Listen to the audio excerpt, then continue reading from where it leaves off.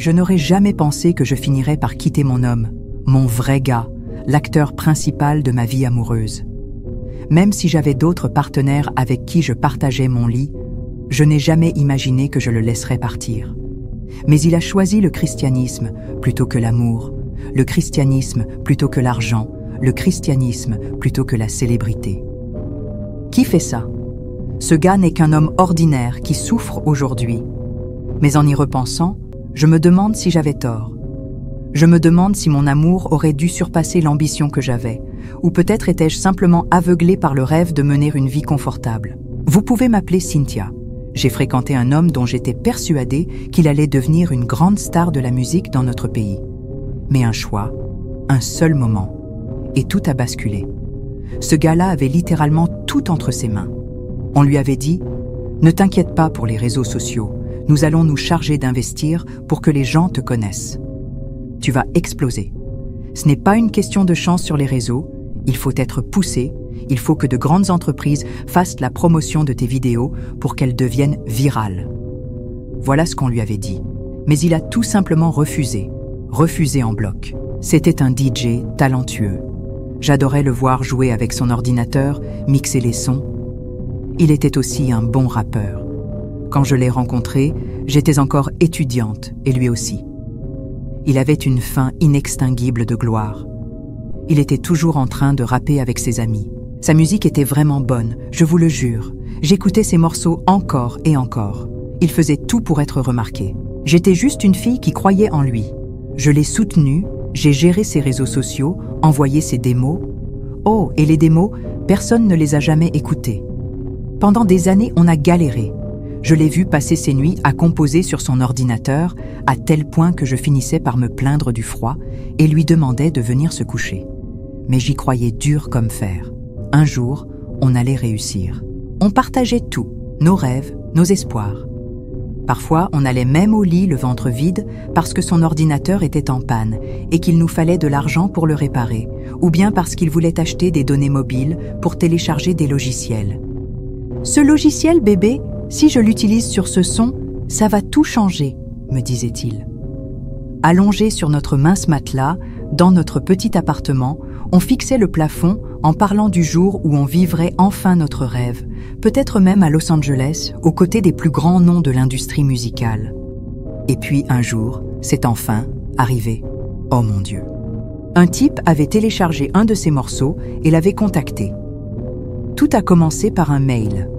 On envoyait énormément de candidatures chaque jour, surtout à des labels indépendants américains. Au début, on a cru à une arnaque, parce qu'on en avait déjà connu tellement. Toujours le même discours. « Yo, ton son est vraiment cool, mais si tu veux qu'il passe à la radio, il faut qu'on l'améliore. Si tu payes, tu auras un son de qualité et tu vas exploser. » Voilà comment les musiciens en devenir se faisaient avoir. Alors, quand on a vérifié cet email d'un label indépendant américain, on a d'abord pensé que c'était encore une arnaque. Pourquoi un label international s'intéresserait-il à un DJ peu connu du grand public? Mais quand ils ont suivi avec un appel vidéo, c'est devenu réel. Des blancs, des vrais, appelaient mon copain et moi. Oh, c'était incroyable quand c'est arrivé. Ils lui ont dit qu'ils le suivaient depuis un moment, que son flow, ses mix étaient uniques, que sa voix, quand il rappait, était différente. Et ils voulaient, en majuscule, le signer, le faire venir à Los Angeles, faire de lui une superstar mondiale.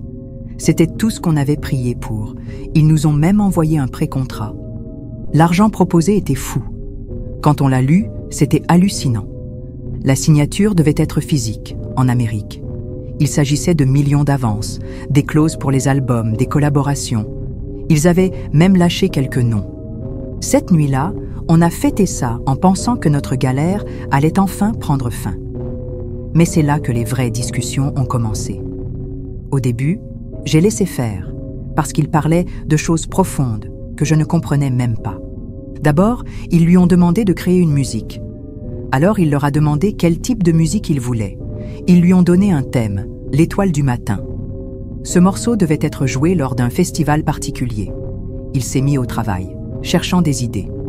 Et moi, curieuse, je lui ai demandé « C'est quoi cette histoire d'étoile du matin ?» Il a répondu « Je le fais, mais ça ne me plaît pas trop.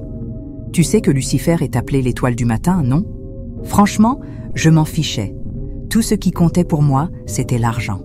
Une semaine avant qu'il ne signe le pré-contrat, le label l'a invité via un autre contact à une réunion privée. Sauf que ce n'était pas juste une réunion d'affaires. Plus tard, j'ai découvert que c'était une cérémonie. Ils lui ont expliqué que dans l'industrie musicale, c'était un rite de passage. Tous les grands artistes étaient passés par là. C'était la preuve de son engagement envers le milieu. Mais ils avaient été clairs. Il devait participer à un rituel où il devait honorer l'étoile du matin, Lucifer.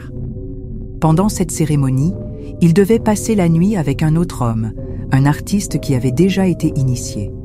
On ne lui avait pas dit qui était cet artiste, s'il était local, africain ou d'ailleurs. C'était la dernière étape avant de signer le vrai contrat. Il a essayé de négocier, mais on lui a répondu que s'il ne le faisait pas, il ne pourrait pas signer. Et sans cette signature, pas de contrat, pas de millions, rien du tout. Le pré-contrat leur permettait simplement d'organiser les visas et toute la logistique, mais sans cette initiation, ils ne pouvaient rien finaliser. Et là, je me souviens très bien de ce moment. J'étais assise dans notre petit appartement, je l'ai regardé et je lui ai dit « Tu dois le faire. S'il te plaît, fais-le. C'est ta chance. Tout le monde fait des sacrifices pour réussir. Regarde-moi. Tu me dis toujours que je suis belle et que tu as peur qu'un homme riche me prenne un jour. Alors fais ce qu'il faut pour me garder.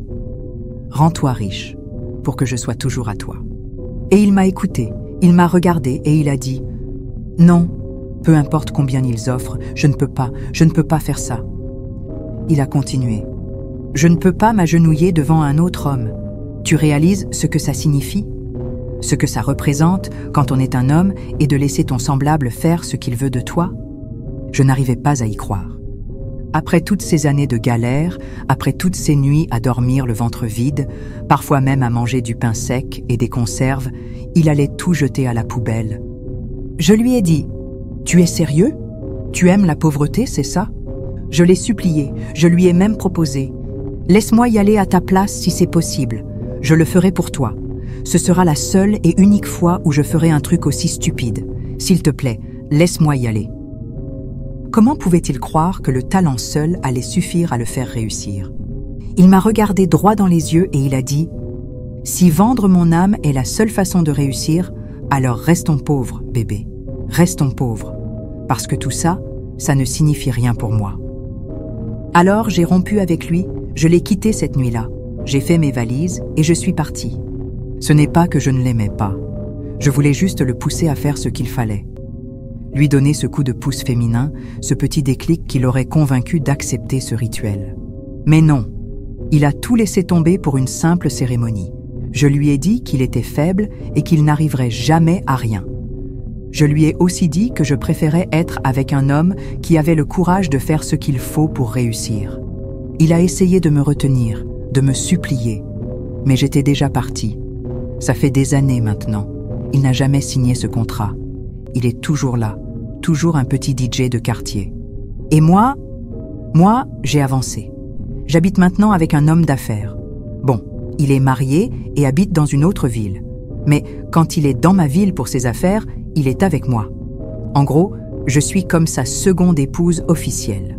Alors voilà mon histoire. Mais vous savez ce qui me fait mal? C'est de savoir qu'il était à ça de réussir sa vie. Parfois, je traque son Instagram. Il ne poste pas beaucoup, mais quand il le fait, c'est toujours sur la musique. Il continue à se battre. Et moi, j'aimerais le recontacter. Parce que, malgré tout, il a été l'amour de ma vie. Mais je ne sais pas. Si je le fais, me pardonnerait-il? Et si jamais je ressens le besoin de prendre soin de lui, maintenant que j'en ai les moyens, devrais-je le faire? Ou pas? Si tu as écouté toute l'histoire, n'oublie pas de t'abonner, de laisser un j'aime, tout en donnant ton avis dans les commentaires. À la prochaine pour une nouvelle histoire.